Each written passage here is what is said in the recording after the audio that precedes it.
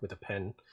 And then I started to think, okay, what will I call that? How will I fill things out? And that's where the stories come from, because I rolled up a few of these characters inside there, inside the dungeon, and that's informed the story around it.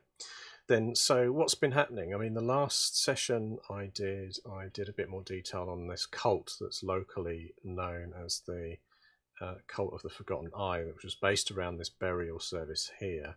But then I've just gone in as well. I've formatted it in the way that Goodman Games format their adventures as well, because I thought whether you were writing an adventure for an actual game you're just going to be running with friends, or you think you might publish it as a zine, or even just publish it under your own label or something if you want to just do a self-published game. Whatever you're doing, it's not a bad idea to just follow how they do the Goodman Games adventures, which is they try and dive straight into it. They start with an introduction, and that's what I've done here as well. So essentially the intro is that, you know, it's harks back to the classic days of gaming, so I've started with a little paragraph on that, and then I've introduced the adventure, which is called the Beneath the Valley of the Ultranulls. I've said level 3, but I haven't play tested because I've got to write the thing before I can play test with my local group, just based on how I've been labelling things up and the amount of monsters I've put in there. But we'll see about that when we actually play it. It may end up being like a level 2 if I've underpowered things, or a level 4, or the game or the adventure itself might need a few extra creatures thrown in. And it's always that interesting point when you're writing. It's like, do you make something more powerful that you've put in there, or do you just add a second one of them? That kind of thing can sort of play into that. And I've acknowledged here that basically while I was doing it, I've been using these books. So, you know, back to the desk again. It's when the Cthulhu alphabet came last week, and it was essentially, I love it for a start, but it's also obviously focused mostly on that sort of horror feel to it. But it's got everything like madness in there. It's got these brilliant things called the Vorish, which are like spells that you do by like putting your hands into funny shapes. And I thought that's a fantastic thing that could go in any game. Really doesn't need to be Cthulhu horror based. There's also got some nice traps, and there's some stuff on zombies in there which I've been looking to use. So yeah, even though that's not exactly fantasy based, it's got enough in there. And then obviously dungeon crawl, the dungeon alphabet and the monster alphabet. I happen to be very lucky to have the foil cover. I think they call it leather, but I always think, how do you know it's leather? But I'm sure it is leather because it was sold as a leather bound copy. And then I've got the normal copy of the monster alphabet. Plus, when I want to get a creature, I just also drag them out the back of the monsters in the Dungeon Crawl Classics. And of course, as an adventure role-playing game, this book's got the lot in there, so it's got the monsters in, the spells and everything else. So I just dive into the back of there to grab the spells, to grab monsters, and then adjust them to fit what I want to use in the adventure I'm writing. So it might be I'd grabbed a human wizard, but I'll turn it into a cultist, or I give them an extra spell, just because it's handy to get the ideas thrown out. So essentially, as a synopsis again, Oblique arrived from another realm. The Scarpsea itself is this location which I sketched up with the Obliques in the middle. It arrived there 800 years ago, but how it got there is a distant memory for the localers because it's been there 800 years. There's a mix of human, dwarf and halflings that farm and mine in the area. So Idenea is waning. She's once proudly worshipped goddess in the dunes of a place called Calatarn. She served as a gatekeeper and guide to the passing souls required guidance to the underworld. In peaceful times, her worshippers handled the mummification and funeral rites of passage within a black temple cut from obsidian. So this is the Obliques. And then I've said that a disagreement started about something as innocuous as the qualities of different makes of embalming fluids broke out between one of her clerics and a dissenting wizard called Triaphon. After escalating friction between her followers and the Embalmers Guild, a battle ensued, which Triaphon, calling on her own patron, burned her body to within an inch of its life and causing a rift which flung the temple and many of its occupants. So essentially, this temple arrived in this area 800 years ago, and some of its residents have been stuck in there, including a goddess, which kind of continues on this next page here. So I've got this thing that's like a mini sun, about the size of a pumpkin. I've called it the Correctionist. It's a malfunctioning temple assistant and helper. It burns brightly and floats its way through the chambers of the Obliques, instruction, controlling, and sometimes caring for many generations of residents. So essentially, for the last 800 years, this Correctionist has kept things in order here, even though there's been generations of these followers in a small group. It's kept them tightly controlled. So I haven't gone into details on that, but you can imagine that it's kept possibly around 20 or so of these people here, which means if they ever have any kids, it's then kept the controlled level of 20 through this whole period of time and not let that population expand.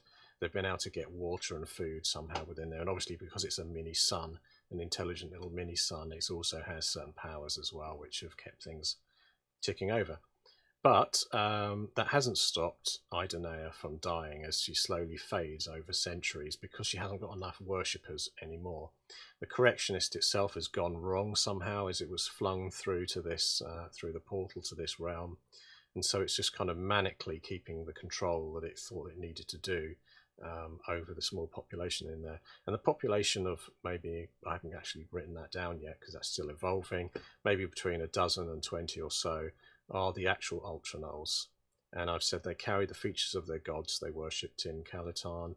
Most have heads of beasts and monsters, so they're kind of like Nulls, like sort of weird mixed up creatures. I suppose you could call them a bit like Beastmen as well, because they've become somewhat unintelligent as time has passed, and the generations of them have just sort of stayed locked inside this building. You know, all their life is this little mini sun that comes around, feeds them, guides them, and they've ended up worshipping that tiny sun in there, the Correctionist. So that's this weird life going on for everybody that's stuck inside the Obliques in there. But as they kind of evolve or devolve inside that Obliques, the local surrounding people are sort of unaware of what's been going on there. Cobanark up there in the north on that map is where the dwarves are. The Howling Tower is a wizard's tower, and he has interests in the Obliques as well. And then Cliff's End's the main village on the eastern side there, which is where the players will start. So let me get rid of that overlay. Right, so diving down to the first scene. So I've written some adventure background. Then there's Cliff's End, the village. I used the one-page village generator here, which is on this website, waterboo.itch.io. Just leave that there for a moment. Pause it if you want to read that off to find your way to it at another time. And the actual generator allows you, if you hit enter on that page, I think it just keeps correct another. Maybe I haven't clicked where I needed to click. Enter to create a new village. So we've got Mistrise.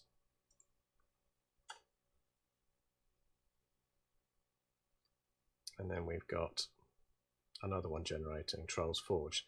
So basically this is a handy little thing to create village. I would prefer it if it was a bit more zoomed in actually, if I could give them feedback.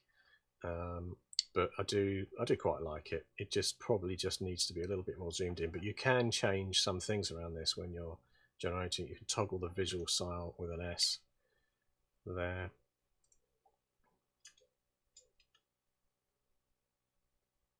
Running a bit, it's either running a bit slowly or something's not working in there. Anyway, that's the village generator I used, then pasted it into my Google Doc. Simple as that. I needed a little outline for Cliff's End, didn't want to have to draw it out. It works well for me because there was a river running through there and it's a small village. So I said 400 people farm and live around that area. And then the dungeons, I used the one-page dungeon generator, which is again on Waterboo, and /one-page dungeon. If you do a search for that, you can easily find it. And it's the same principle as the village generator. Enter usually generates a new dungeon. It's being as funny as, no, that's quick. It's got there, Halls of the Red God. Look, that's a nice big one. That's too big for my setting here because it's a not going to be like a massive adventure with lots of dungeon rooms to go through. I tried to keep it sort of light, again in the spirit of Dungeon Crawl Classics. You don't want like loads and loads of rooms. You just want some key areas to work through. But this, you can also change things on there as well. So you can toggle position, toggle a grid mode on and off if you didn't want the squares in there as well. And you can rotate to fit, which I think R brings it around a bit. There you go. So that makes it a little bit easier to paste into a Google Doc like I've been doing. Big feedback for them here though. Basically for me using this, I need a number on every room and passageway, because obviously as you're filling it out, you need to be able to describe these rooms with a number on. I don't know why they don't put one on every room, because I don't necessarily need all of their detailed descriptions. That, I mean, I can feed those into what I'm doing if I like, but because they're just handy there. Reinforced chest holds a key, well that's great. A rusty clockwork machine tells a story of the halls when the lever is pulled. So that things like that are okay if you want to use them, or you don't. However, I found when I've dumped this into the Word doc, the Google Doc, I need extra numbers on there to represent the rooms, just because just want to be complete and make sure I know where the traps and like. There's obviously a secret door at that bit there, which I'm circling near the 5. But you'd have to sort of write that up on 5. What are you going to do about this corridor? Is there a trap in the corridor? Is there anything else? So I've been using a desktop application called GIMP on here, or yes, graphic image manipulation program, and that I just load them up to layer on extra numbers in there. But again, it gets a little bit frustrating because then the order's out of sync, because you end up going 1, 2, and then ended up putting a 6 and then a 7 and things in the wrong places. So just something to bear in mind if you're using that like I have. So the barrows beside Cliff's End, let's get stuck in then.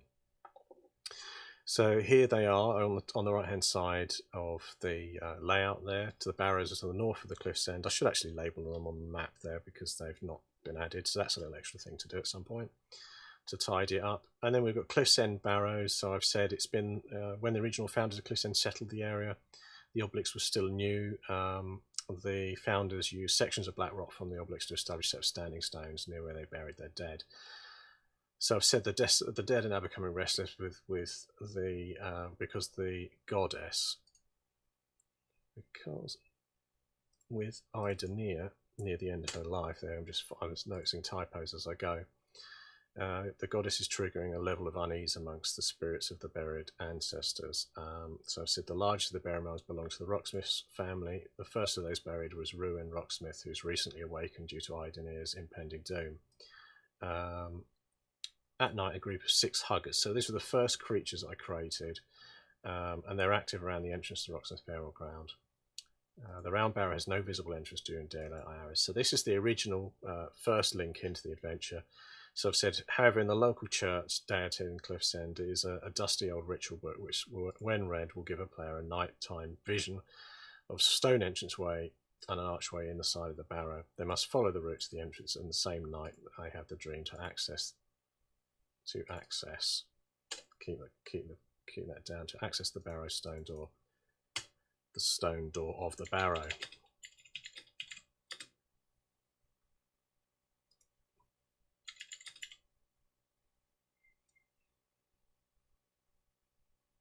So just edit that up so it looks correct. To gain access to the stone door of the barrow. When the party reaches the entrance of night, so in terms of adventure, I'm just going to write a note for myself there, because really I just need an initial event in the village that's just going to throw the players into the adventure. And because this isn't a 0 level, it's not going to be local. It could be local villages, couldn't it? If it was a 0 level funnel, they could just be piling in, which might be something this evolves into actually, because at the moment I'm happy with it being like 2nd or 3rd level, because some of the things are quite dangerous. But then that's the nature of funnels as well. They're quite dangerous things to survive. But if I say here, a note to myself really is just to say that an event, maybe a funeral, is required within the village.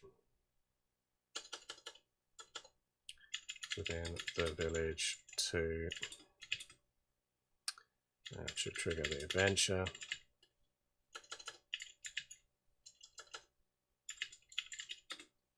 and I'll say something along the lines of perhaps someone rise from the coffin,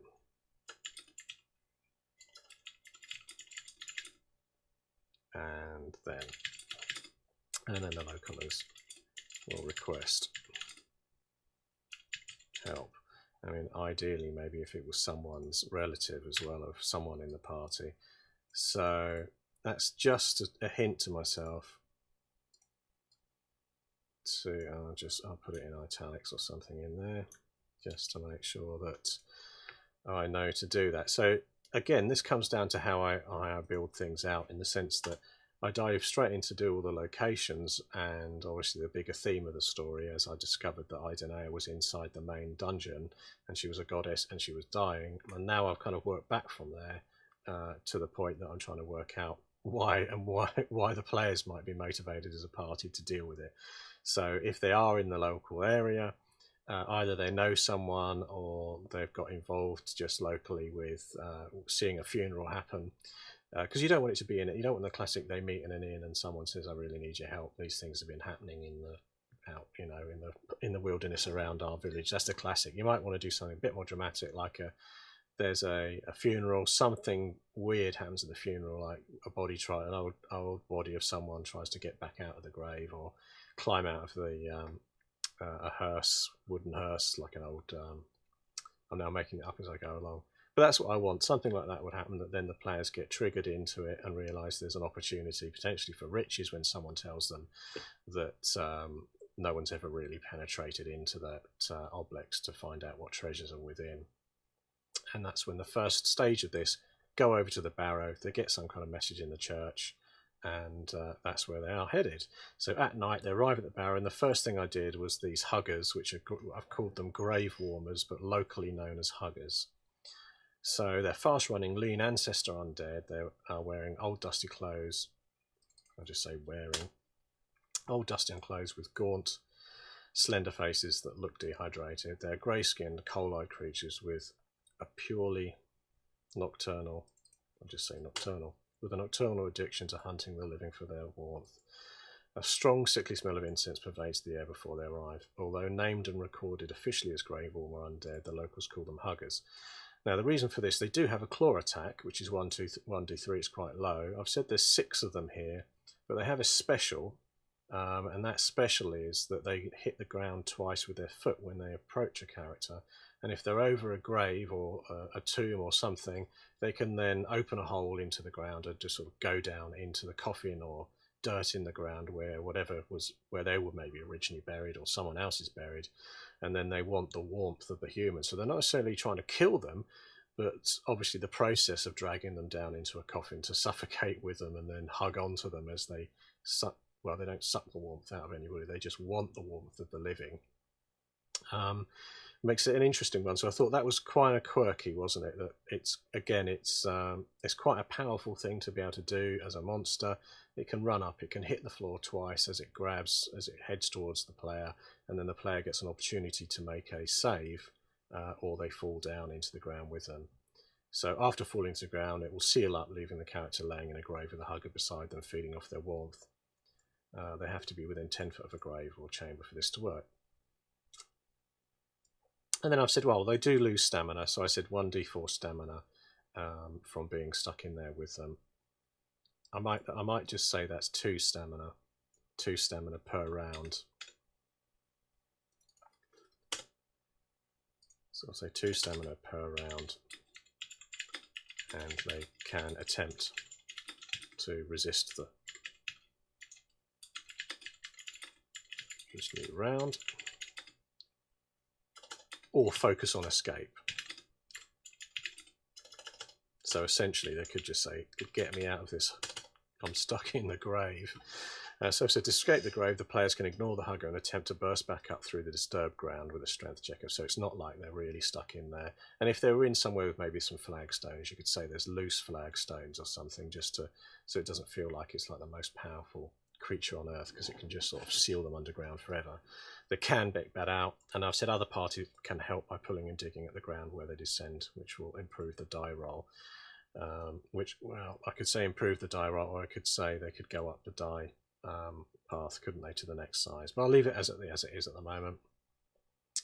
And otherwise, they're normal undead. So that's the first creature that the characters will encounter, and they're a bit tricky in the sense that they're going to pop people under the ground when they get them. It doesn't like that. Okay, so that's the huggers that will run and sprint. So I gave them just as a stat block, and again, just an observation on my stat block because I'm doing preparation here and just how I handle that. Obviously, although I'm trying to keep this to look like a Goodman Games adventure module, which I've started to do by doing things like, I'll just show you a bit further up where I started to use oh no, it's a bit further down. I started to use the layout, which was they have a sort of a bold piece of text detailing the area, then they have the sort of read aloud in italics. I've got that in there. I haven't got the right fonts on here though, because Google Docs doesn't have all the fonts. And then the main text for that section, and then you go on, you've got another section. I called it, when I was working on this, read aloud block, but to make it look more Goodman Games, it's more this kind of thing. So you would say Barrow Area 1, main burial chamber, and then you have a read aloud section that doesn't say this is the read aloud section, but it's just italic. And that's, again, Goodman Games do that in all their books. They sort of flow on from the title into a layout like that, and then they have the Games Master text underneath. So I know that's what I'm going to be reading out of that bit, and then this is the kind of behind the scenes information that I'm going to use. And if I follow that format, whether I'm writing this for myself in a prep for a game, or whether I'm doing it in doing it because I want to do this as a zine publication or a self-published small adventure, either way, I'm happy to follow the Goodman Games format because it's just familiar. I'm writing it for Dungeon Crawl Classics, so try and use the same format. But where I have deviated, which I mentioned before, go back up to the huggers. I've dived away here now. Got a bit too excited there. So yeah, the Grave Warmers, also known as the huggers, they are within this little stat block. Now again, if we look back into the Goodman Games adventures, they have the very clear, lean looking stat block, which are great, which is, you know, they have everything in a tiny little block with the details listed out, and it's exactly the same every time. Movement, you know, the classics, fortitude, reflex, will, action dice, the 1d20 or maybe 2 or whatever the characters have, the NPC or monster. And that looks really clean, but when I'm writing it up like this, I just find it so much easier to sort of copy paste this format and then fill it out, and I can see where things are. And I know it sounds crazy, but as I get a little bit older, it's quite hard to read out a stat block when it's all condensed together. Just find it a lot easier doing like this. So that's why I do the stat block in a different format. In fact, in the last week, I went from doing this in a larger page size format, and some of them I haven't refactored into this because I was thinking, again, for future down the line, if I'm doing this in dual column size, which is again the standard for standard for most adventure style books, and definitely Goodman Games is 2 columns. I want this to be able to fit on this section. I'd like to be able to fit on a single column width, so I'm not spreading a huge stat block across the page for something that's quite a kind of tight, concise bit of information I want to see on there. So yeah, I mean, that's generally how I've done it. That's as they approach the barrows, they encounter the sprinting, and that's why I gave them a 40-foot movement, because they're really fast undead. I mean, they're desperate for the warmth of a body, of a living body, which is why they dash out towards people. And that's how that will start. I could probably do a section here. So I've said, so if I say, I haven't given this an area yet, but essentially I need to do an intro bit to this. So in fact, if I try and copy the one I did further down, so I can just keep it the same.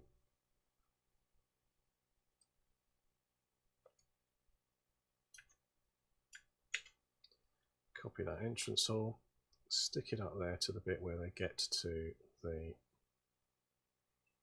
so I've said at night, they're there. So that's the barrows. Then within this section, I'll then do the first, so really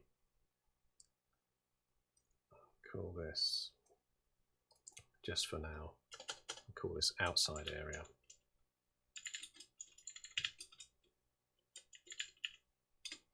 What I need to do really is a map of just zoomed in on where the barrows are. So if I remind myself of the Scarpsy there, and you can see the barrows are on the right hand side near the Cliff's End village there, little tiny dome like things with the standing stones near them. I need to do a zoom in on that area. It doesn't need to be anything really detailed, but just sort of show that outside area. So outside barrow area, approaching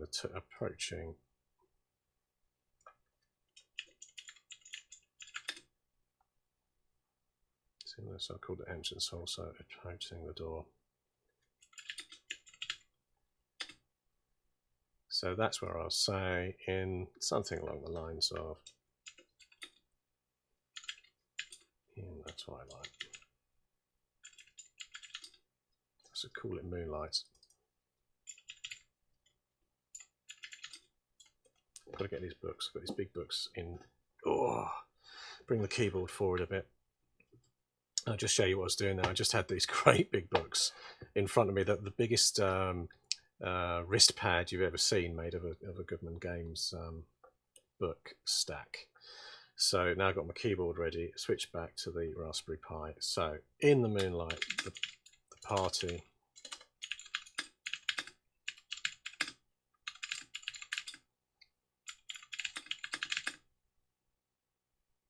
the large burial mounds.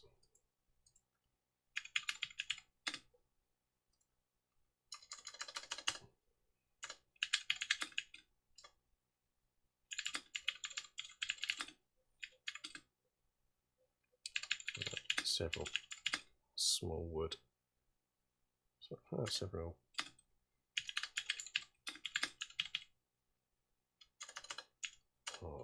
trees. Oh, we're going to call them barren looking trees, why not?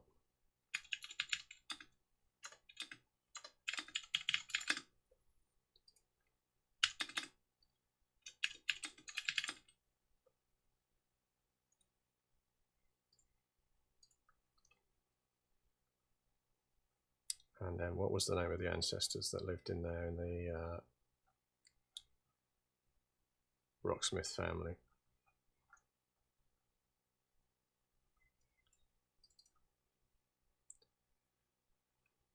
So approach.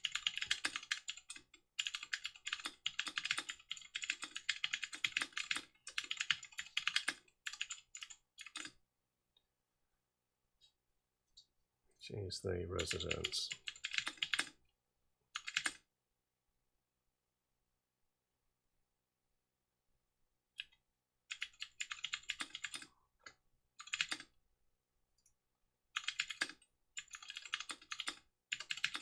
Some shapes.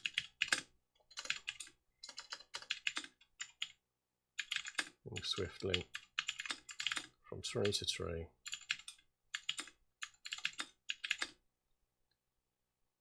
And creeping from behind dark black standing stones.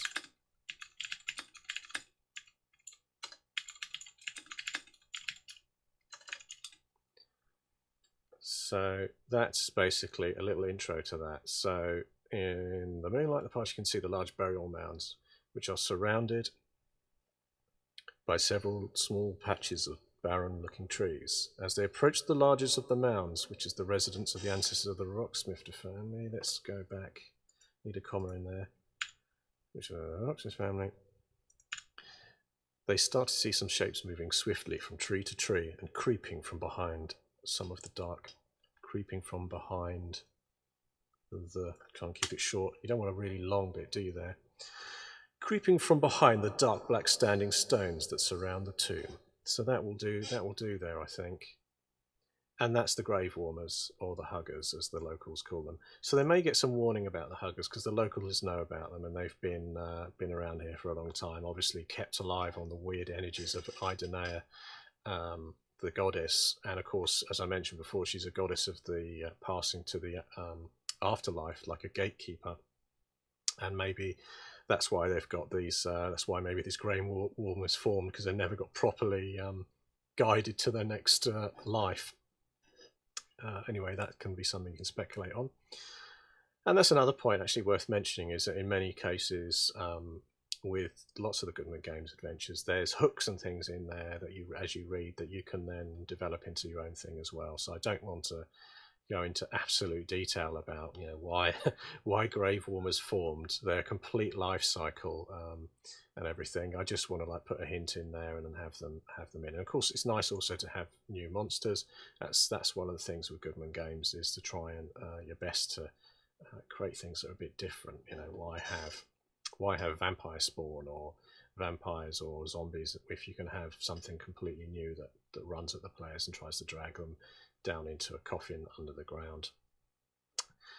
And because it's Goodman Games, they can do that. You know, that's often mechanically in some other more modern role-playing games. This is why I like Dungeon Crawl Classic so much, is that often you jump to a newer system and there'll be a mechanic that makes things break. So you'd say, well, how are these grave warmers or huggers, how are they dragging people under the ground? Oh, they have to make a grapple first, succeed in the grapple. Once they've grappled, on their next action they can attempt to drag down. You know, those sort of mechanics kind of get in the way. And because it's Goodman Games, you just say they can do it. They can do it. And players still get a chance to resist it, but you don't have to layer on the mechanics of the core system. You kind of break it because you just want it to break. And that's something, again, good tip if you're writing anything for any game system, but in particular for Goodman Games, they encourage that. Try and break things a little bit. You know, not making things outrageous. These creatures are not going to absolutely kill people, but they potentially could do something dangerous as they slowly drain the stamina of people down there. So, and require help from others to get away from them. So there we go. Right, so that was the entrance way. That's on the lead up to the barrow. I probably need a nice little bit of artwork in there, showing a barrow and some stones, and maybe in some characters kind of creeping out from behind stones in there. Don't know when I'm going to do that. I'll have to sketch that out. So entrance hall is the first area, and let's just talk now about the tomb just in detail. So where is it gone? There it is. It's probably gone a bit too far down. I'm not going to delete it from there, but I'm going to take a copy of the tomb and bring it up to above the main first section.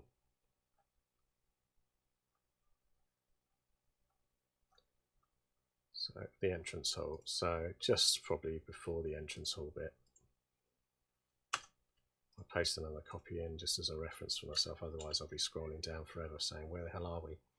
So they've arrived outside this barrow, they've fought the huggers, they've gone into this first chamber, and as I mentioned earlier, because I used this generator for the dungeon, it puts random numbers on in places and sometimes misses a number off, so that's why unusually, even though it's the entrance hall, I haven't called it 1, I've had to go for 7. That could be tidied up later as well, because that sequencing just needs to be organised better, otherwise it's all going to be a bit chaotic. Gods of Chaos have had their influence on here, so yeah, not so good.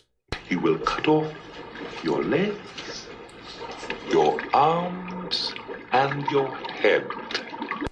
So yes, if I start out here, number 7 is the entrance hall. There's a cairn of skulls. There's some other new creatures which I generated out of the book called the lilac spike lilies in there. And they're like water living lilies, and they're in that little bit of water here. And additionally, I then made a doorway to the east into the main burial chamber, number 1, but I did not make that door visible, so that's a secret door. So I said behind the stack of skulls in the east of this area, which is here, and again I would probably just draw on some little skulls or something to represent that. But there's a secret door through into this main area of the burial chambers. And I've said that it's a DC 14. It will push open with a howl from the stone, revealing the main burial chamber. So that's that done, that side. And then I did the creature, the lilac spike lily, which is like a weird lily pad monster that has like sharp woody spikes that it can stick into people that are under there. That's poison. and then into the main barrow chamber. So this large crypt is lined with memorials to the Roxas family, and the floor is covered in inscriptions. And then I also had, because I rolled up a room that has a magnetic thing that draws on some weapons. So I'm going to speed through here because I've done a whole lot on what the weapons are on there. And there's actually also a very powerful weapon called the Unseen Retribution. It's a mace with a bone shaft and a head detail with a handle of bound wired metal. So it's got actually a spirit of an old cleric in there that was committed to continue to address the balance in the fight against a family of dragons in the region. So that's another thing for another day that I was going to link to another section. So that was me diving off into a realm of creativity when I created that. All I did was create a mace using the book's sword creation techniques, and then which is in the main Dungeon Crawl Classics book, and then I ended up deciding to fill it up with a backstory to do with the spirit of the person that's still stuck in the mace is trying to address the balance of chaos, and that came out of the book directly, and I just fleshed it out with the name of a dragon and a family that they were fighting. And also, to link it to the rest of the adventure, I said that basically the dragons is dying. The family mother of the dragons, called Gakla Gansthorn, is dying, and the heartbeat of the dragon is now matching that of Idenir. So in some weird way, their rhythms have linked, and Idenir, the goddess, is dying, and the dragon is at the same time. So that could, again, I could use that as a hook later on somewhere. As they get towards the end goal of this mission, there could be something that links the dragon together, or maybe the dragon makes an appearance because it's got a strange bond with the goddess, because it's been there 800 years. It's potentially the same age as the goddess. Maybe it was born around the same time that she was first there. So that dives off in a whole new world direction in terms of what's in there. But what I want to do is just get stuck in to do a couple more rooms, because so I've been going for a long time just describing the process again. But let's dive in and describe a couple more rooms. So basically, I've done the main chamber there, which is that one with some magical weapons attached to a magnetic column with inscriptions on it. In fact, I put another link in there to Idenir, in that there was a kind of patron bond spell that was keyed to Idenir, is in a scroll case in there as well. So later on, someone might want Idenir as a patron. I might want to detail that in this book, which would be quite an epic task of creating a patron, because they need a few pages of spells and other tables to sort of make them interesting. So that's another thing to think of. Then I did this chamber here, which is 6, which has an old cultist in there that's in a stasis. So rather than talk about that, because it's all in here already, and you can go back to last week's to find out about that, I shall now talk about these 3 rooms. So again, no sequence to this, but I've got 3, 4, 2 and 5. So I want to write those up, and to do that I'm going to fire up the dungeon alphabet and the monster alphabet to have a look what's in those rooms. So this is where I dive down to the desktop, and also need my notepad just to be able to scribble stuff down about that. Yeah, so given we're nearly about halfway through, I think I just need to wake myself up with the bang of the gong as well. So let's just do that before the things proceed.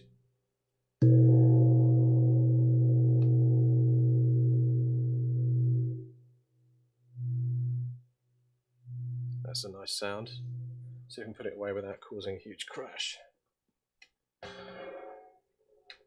Not too bad. Not a bad manoeuvre. So yes, let's get back up to the desktop. And let's have a look at what we can do in here. So I've marked out my pages. We've got doors, we've got hallways, and there's rooms in here as well. And there's relics down there too. Quite like hallways. So one of these rooms, if I just remind myself of it again there, 4 could be a hallway between. So let's call room 4 as a hallway. Let's do that one first. Pen. So 4 is a hallway, and let's roll it. So there's 20 things on here, so it needs a d20 to roll. Get rid of that. So 20 different items. Let's roll it and see what happens. Now I find that my dice are hidden under huge tomes.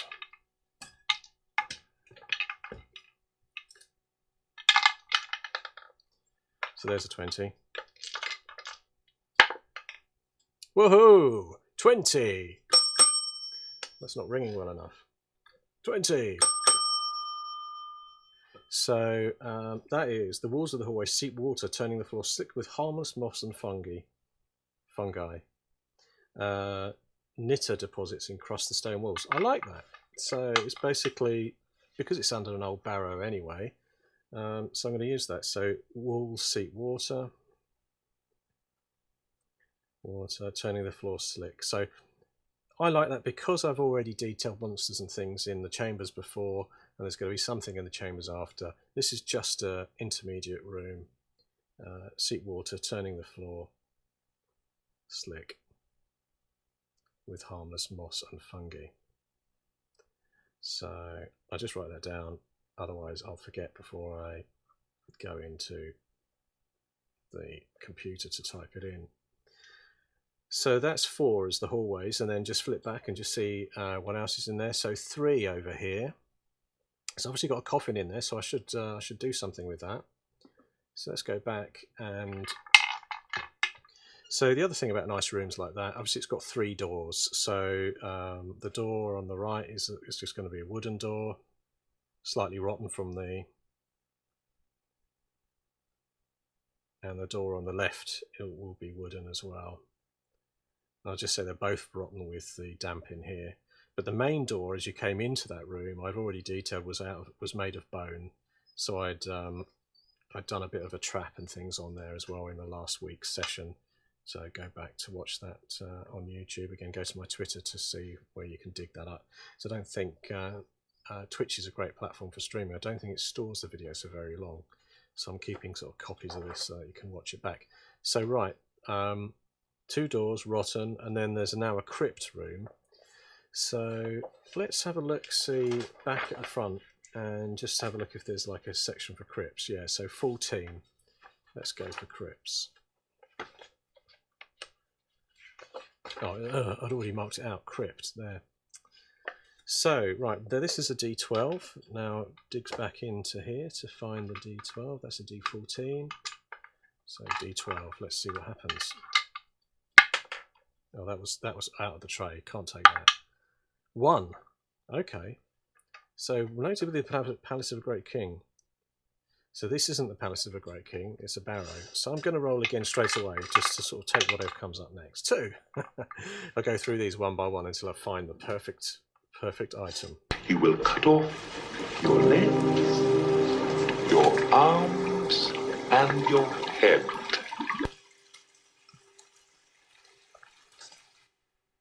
So it says this is a vast necropolis created to the honour of the power of death.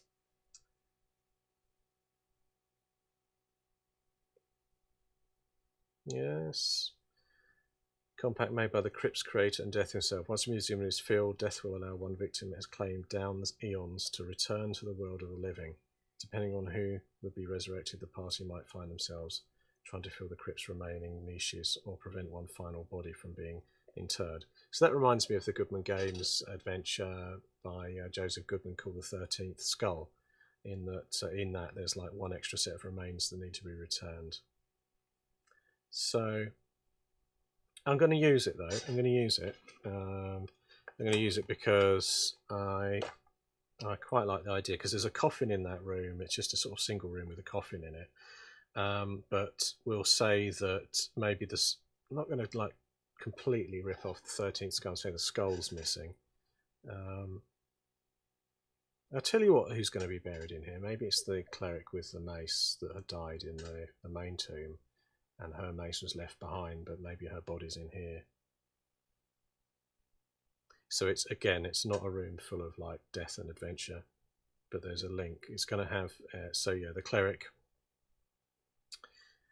from room 1, body interred in here, body in coffin.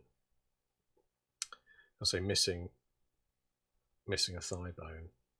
And in fact, that bone is what's been used to make sort of the shaft of the mace that was found by the players. So in a weird way, they'll sort of maybe think, if they discover that there's a thigh bone on the mace and someone takes that weapon, they may find that that's in here as well. It says, depending on who would be resurrected, the party might find themselves either trying to fill the crypt's remaining niches. So I'm going to say that she's, probably going to say that she's maybe a ghost of her is in there. So we'll have her as a ghost.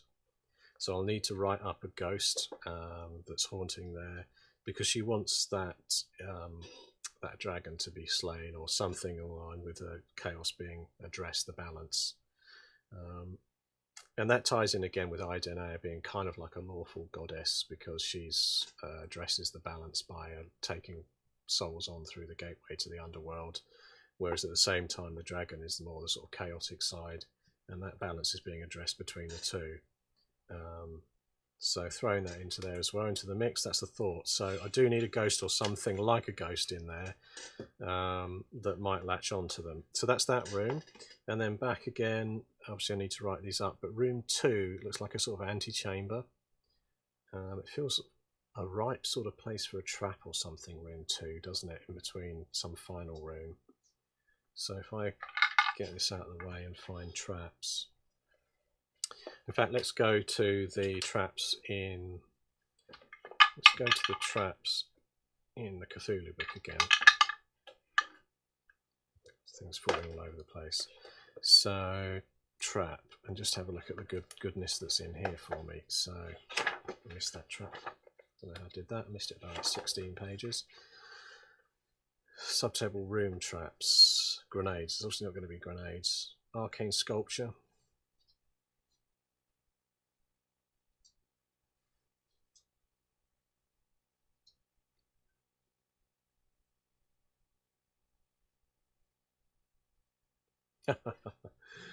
That's an interesting one. Arcane sculpture. Basically, you're thrown 10 billion years into the Earth's past. You find yourself standing outside a Yithian city. If you can survive long enough in the past, there'll be science to bring you back again. I don't think I'm going to use that one. Explosive urchins. Abandoned sacrificial altar. Dissolving lug nuts. Vehicle traps. Slumbering beast. So yeah, let's roll and see what happens. I'm just going to roll on the. I'm going to roll on the door traps to go into this room with a door trap, and it's just a d6, which is over there. 1. Poison needle, spring-loaded needle. It results in death or a terrible illness. Slime from a deep one's paws, tears from a witch, mucus from a Shoggoth's trail, alien venom. So I wonder where these poisons are then, if it details them here.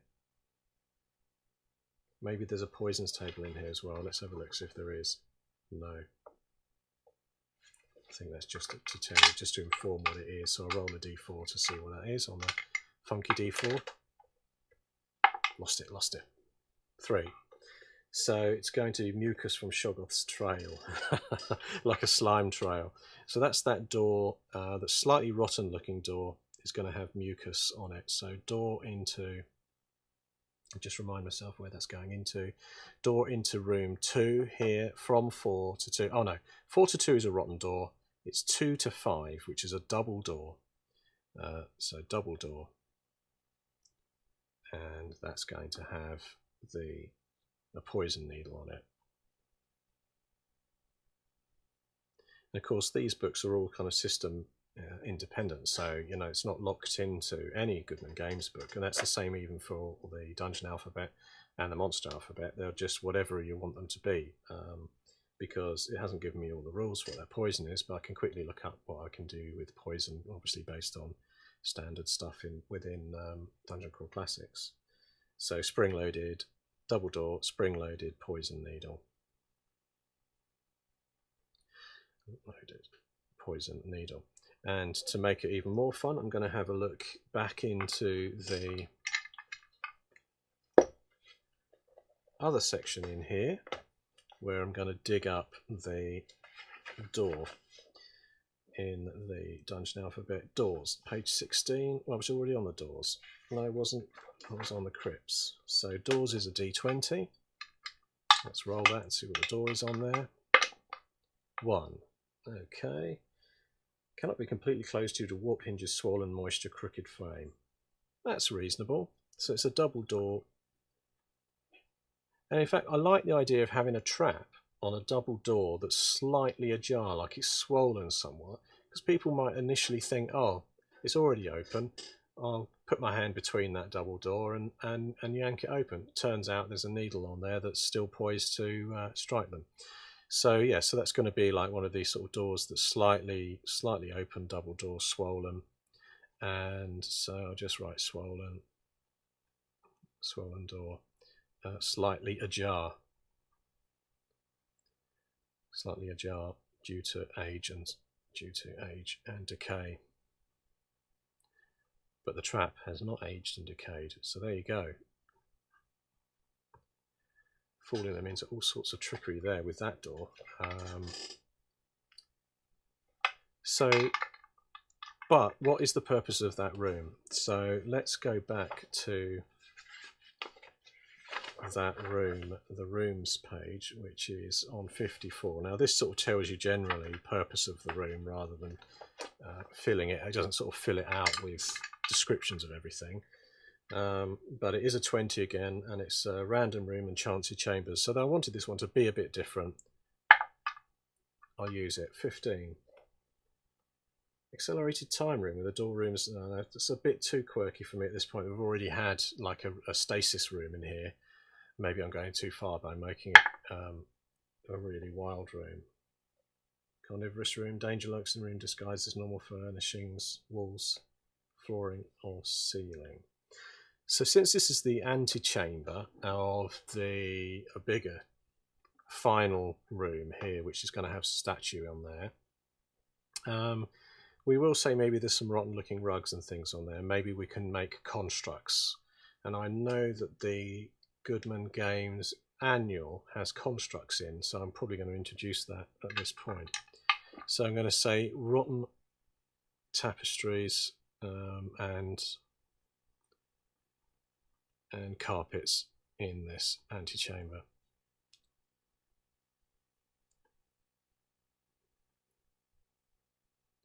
Okay, so it's all going to be rotten in here and damp, and there'll be some sort of construct. So I'm just going to disappear and be right back, because I'm going to go and grab the Goodman Games annual, which I've just somehow lost and left somewhere. So I shall grab that and be right back.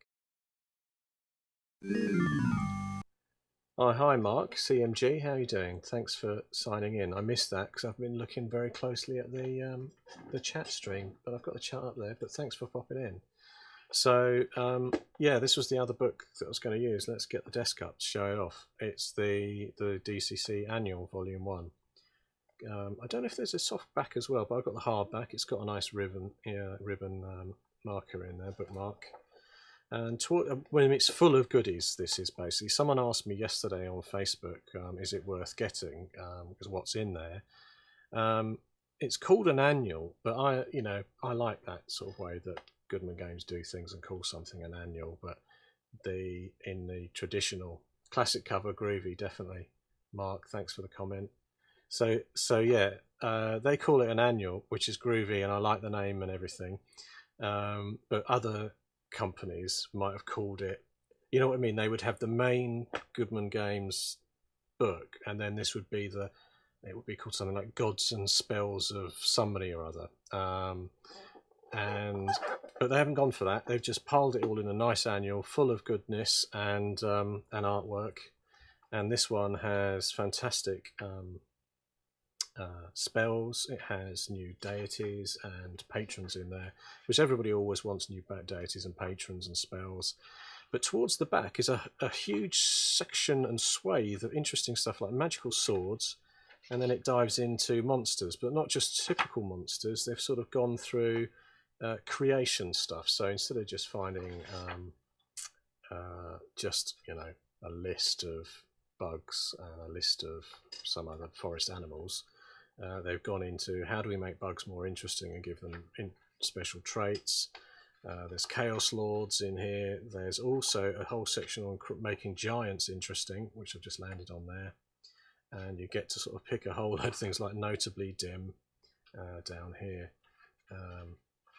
So yeah, there's a whole load of interesting stuff. So the bit that I did see in here when I first read this a few months ago was there was a constructs bit.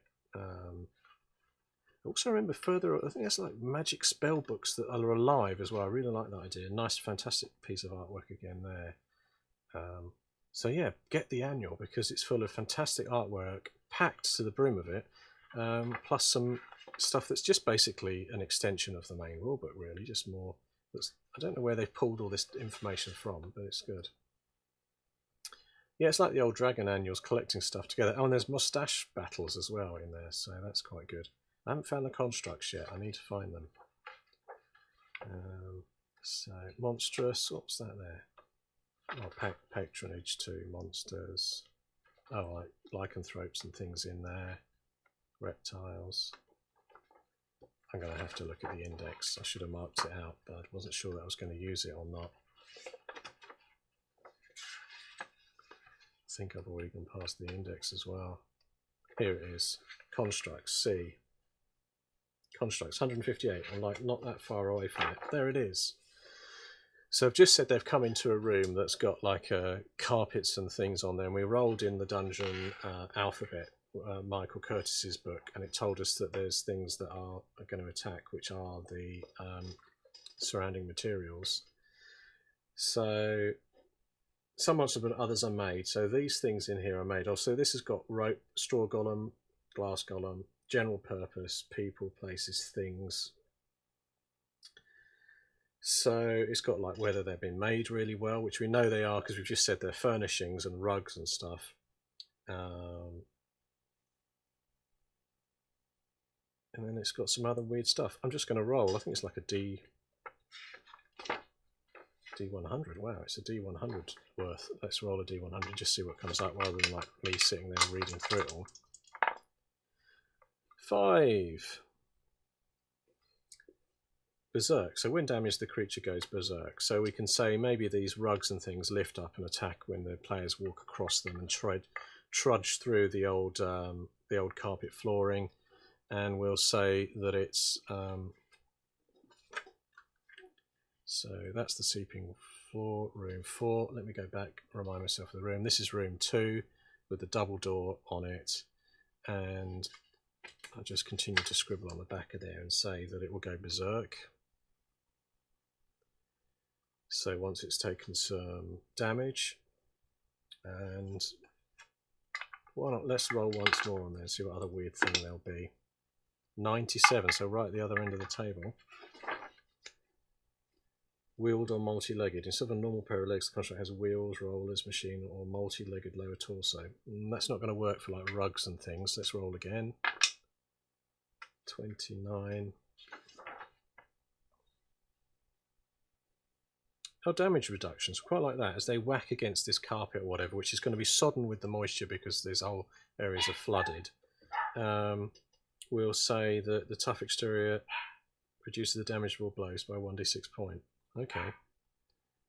So it's berserk and 1d6 damage reduction because it's sodden carpet. My dog is barking. Damage reduction. Sodden carpet. So that's building that out. So supplement on the page 203 of Dungeon Crawl Classics. So maybe if I go now to the main book. So I've got a couple of interesting extra things about them there.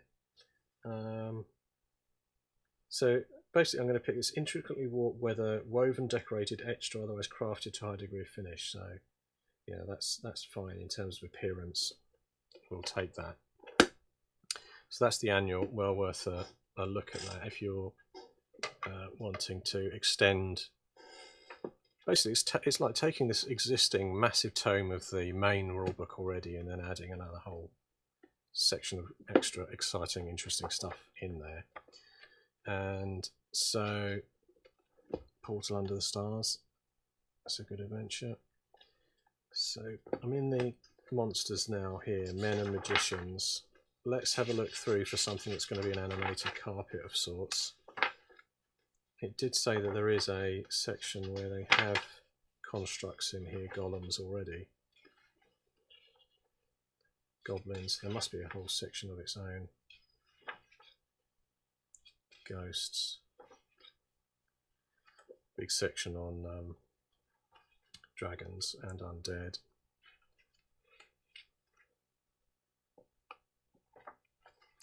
Maybe it would be easier just to look up the word construct in here as well and just see what if they've got a section on constructs too. They might have more info for me there. So constructs. Let's go golem. Let's go golem. Can't see anything under construct.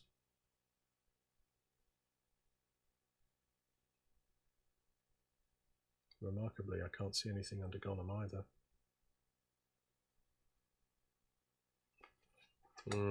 Let's just keep digging. Let's keep digging. I'll find something that's relevant.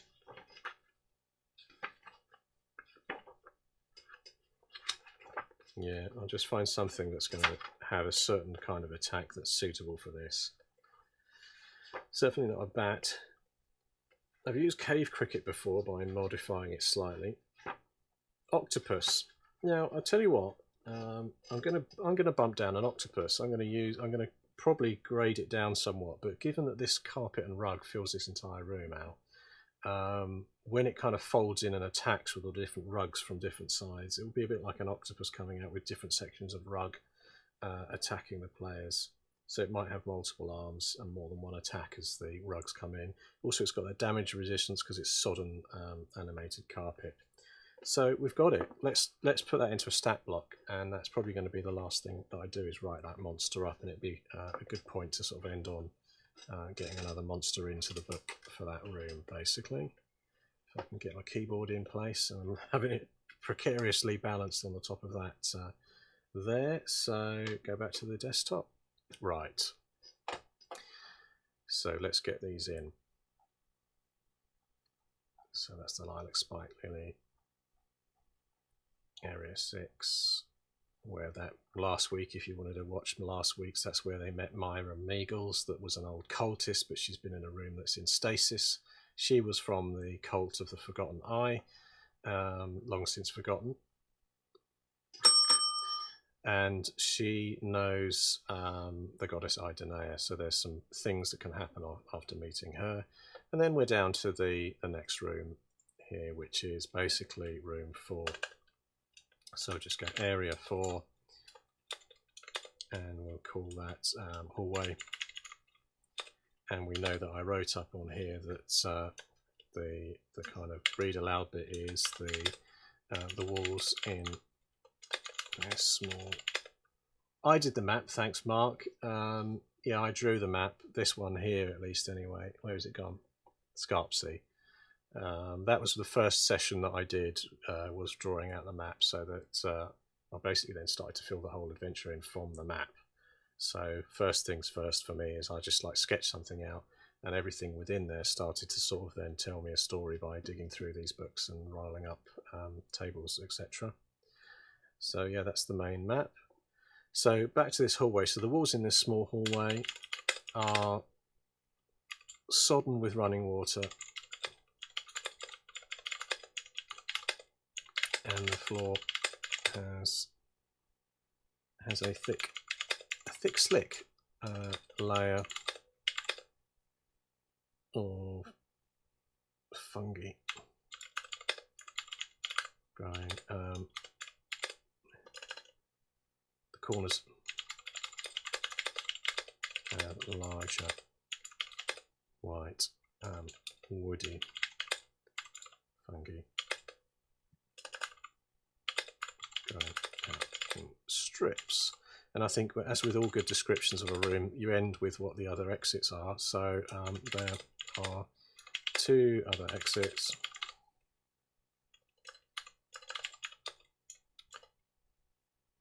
One to the east and west.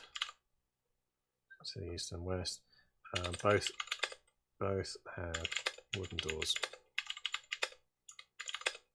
are cracked and warped from the moisture in the room. So not much to say about that one really, other than it is a hallway, as I said.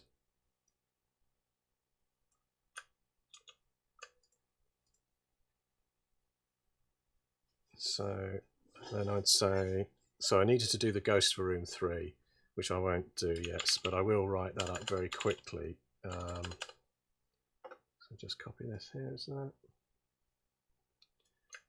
So that there's something going on. So area 3.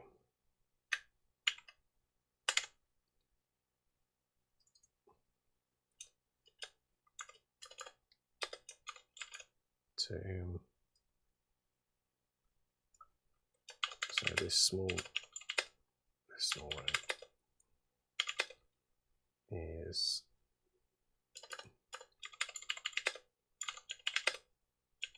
smell with a deep rot in the center.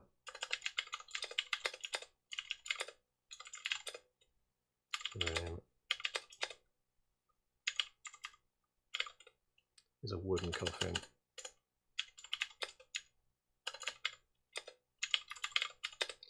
So all I need to say on this one is a note to myself about the ghost, which I'll need to do next week. Ghost create a room, and body is of the cleric with a missing thigh, which makes the shaft of the mace found in room 1. So there's a link back to that body in there. Then area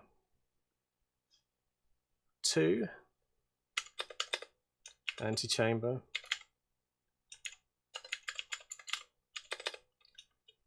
So this room contains rotten sodden furnishings,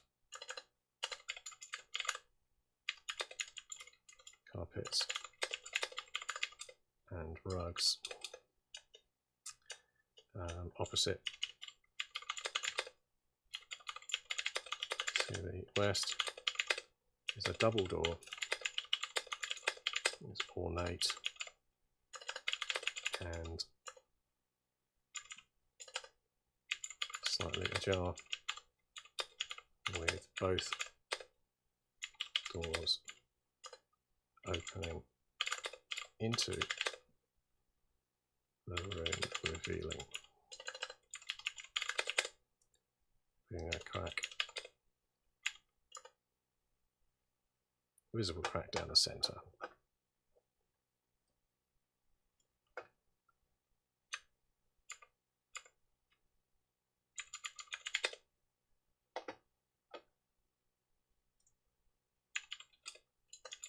Down the center to a dark room beyond. So we know we've got a trap on there, so I'll just take a note to say the trap, but I'm going to do the stat block now for the creature quickly in the last 10 minutes or so. So just get some text in there and just say there is a trap, or a poison needle trap. Oh, spell that correctly.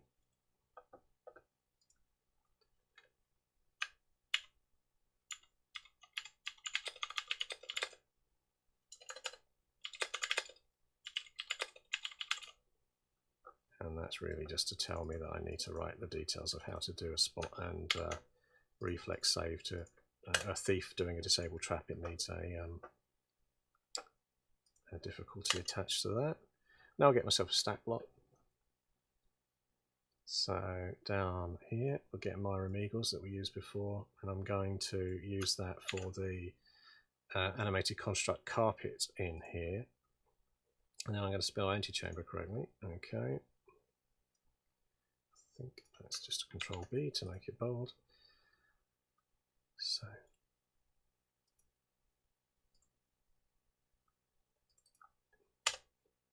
So that's a note for me on there. So stat block in. So I'm going to call this construct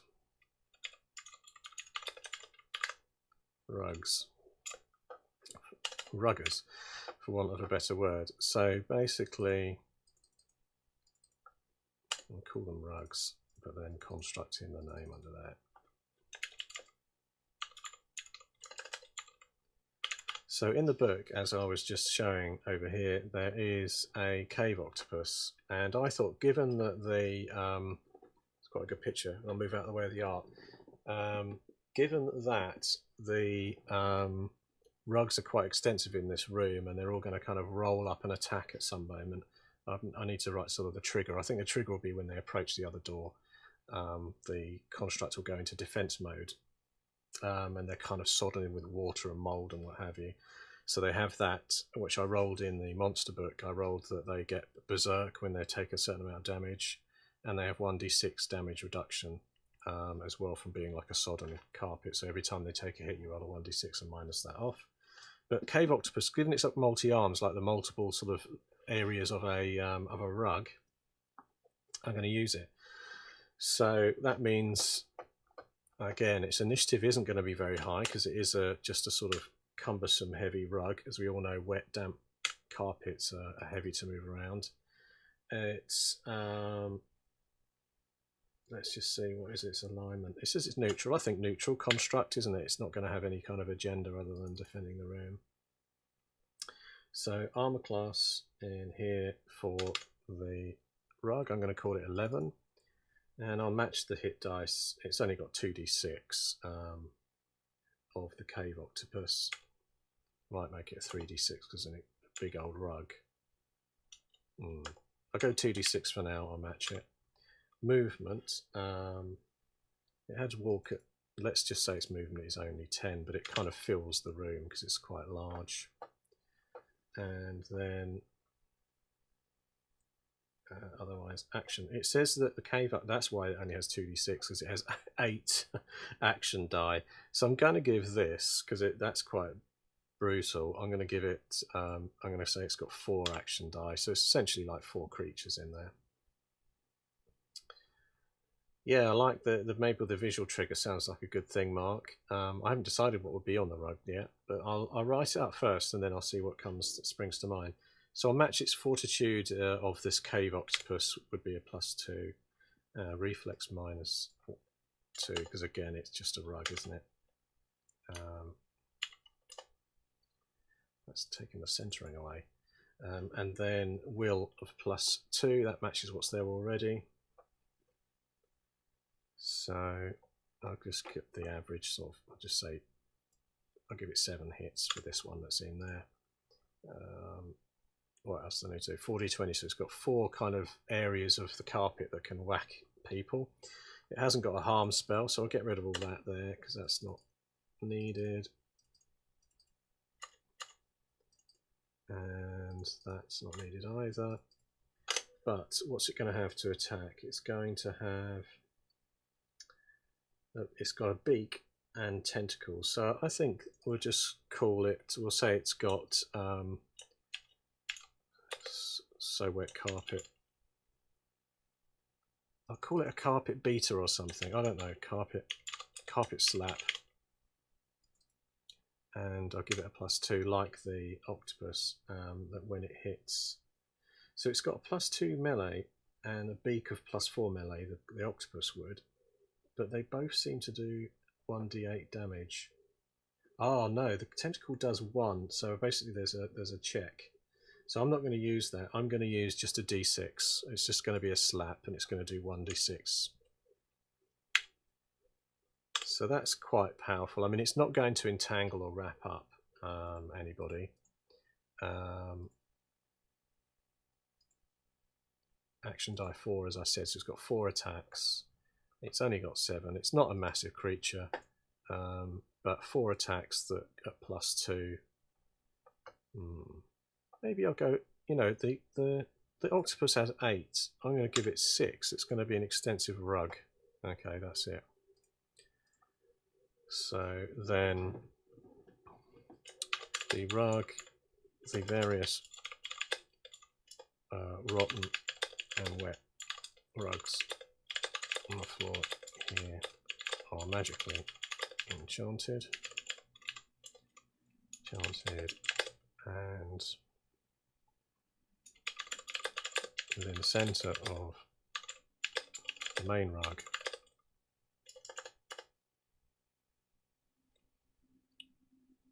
main central rug is a pattern, and it could be that when they look at it, like we said, couldn't it? Let's have a look at the see if there's Eldritch signs or something in the in this Cthulhu book.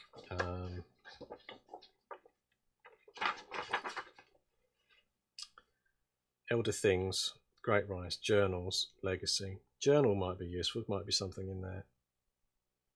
Outer gods, tentacles, Boorish signs. Let's put a Boorish sign on there, why not? Even though it's a symbol that you're in your hands, maybe that's what's actually shown on the thing. 86. And maybe there's some hands woven into it. So here's the Boorish sign powers that are symbols that someone can hold in their hands.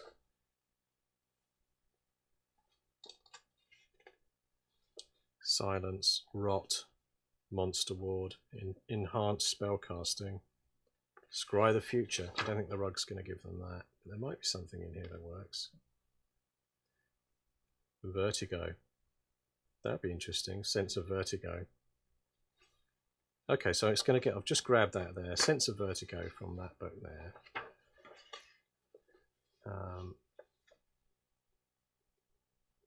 Okay, a map. Thanks, Mark. That's actually a good idea because it could be a map of the Oblique showing the first entrance to the Obliques,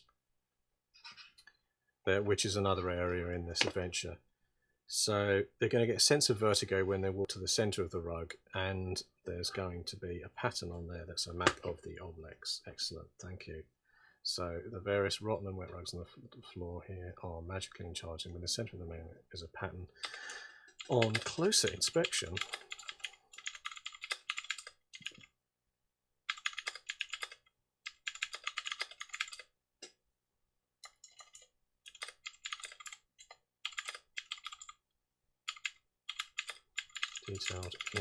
detailed in the weave. I like the weave. I always wanted to get the word weave in somewhere. So detailed in the weave. This is a map of the first floor of the Obliques. So this is a handy point to let them have a handout. So if I say handout, first floor map of Obliques. So it will show them a route into the Obliques. And the Obliques, just as a reminder, is the central cube in there, which is the main dungeon, which I've been detailing, which has had a couple of the floors nearly detailed out already in here in the last episodes. So it gives them a nice little hint into and a way to plan maybe their entrance to the Obliques in the centre when they do that. So first floor map of the Obliques. So this is a map of the first floor of the Obliques, and if the rug is defeated, they can tear this section out. Soggy map, soggy carpet map.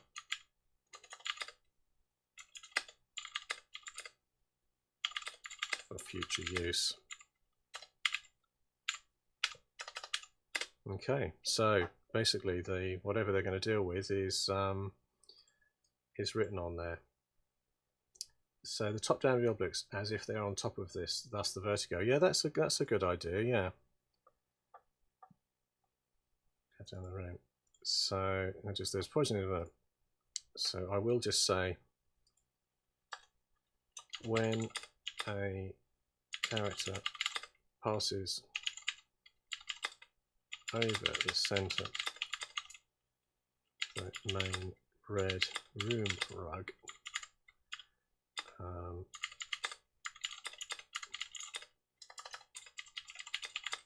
they get a great sense of vertigo, and their eyes are drawn down to a map stitched in.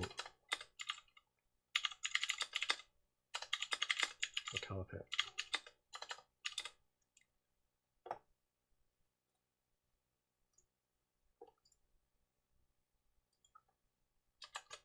Put a line break in there.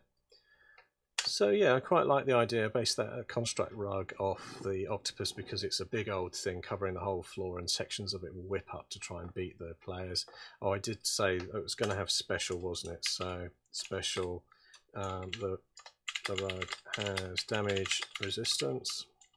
I tell you what, I'm not going to make it berserk as well. I'm just going to use the pen drop. I'm just going to use the damage reduction of 1d6, which is rolled when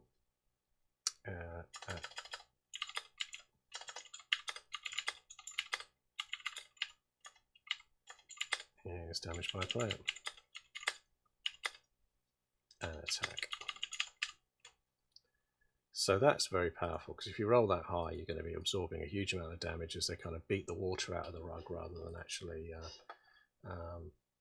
being able to do anything else with it. Yeah, thanks, Mark. It's kind of an own treasure. I don't really need to put any other treasure in here, but I do feel like maybe the next room needs some treasure, because I've given some treasure in the first room of this dungeon. So sorry, Maro, and I'll try and find out where that is again up here. Yeah, so the main read through here is the main burial chamber. It's a large crypt lined with the memorials of the Rocksmith family. It's covered in inscriptions and scribed ancient spells. So there's a large obsidian stone here. It's made from the same stuff that the Oblique is, and it's magnetic. So that was rolled from Michael Curtis's Dungeon Alphabet book, and lots of things are stuck on it, including a couple of decent treasures. So I've given them some stuff there. So this other treasure might be money in the next room, some burial gear that's left in there. And I'll roll next week when I do this to decide what's in there after they've also already dealt with the carpet in here. Might be something else to deal with next door, but maybe not as powerful, but we'll see. Some kind of magical entity thing, I think. I don't know. I'll figure that out when I get there. So yeah, that's so far, just as a recap, today then, we just detailed out what's in these rooms. I haven't got as far as room 5. Just done the rug in room 2 here. The double doors are ajar. This corridor style, I just called it a hallway because I don't want every room to have some nasty in it, but I've got a lot of fungus things growing in the corners and a damp floor, so that's going to worry the players. Also, this room has a body in it, and in fact it's the body of the cleric that's thigh bone was used in the mace that's left in room 1 here, and I was thinking I needed a ghost, so I will come back to doing that next week as well. I'll get a ghost in there. But again, it might not be an evil ghost, it might be slightly friendly, or at least one of those encounters where they may wish to attack, but actually better to have a conversation potentially to sort out the situation with this whole balance between chaos and law that this priestess has placed most of her spirit inside the mace to continue on her fight against or her struggle to retain the balance. So that's coming up.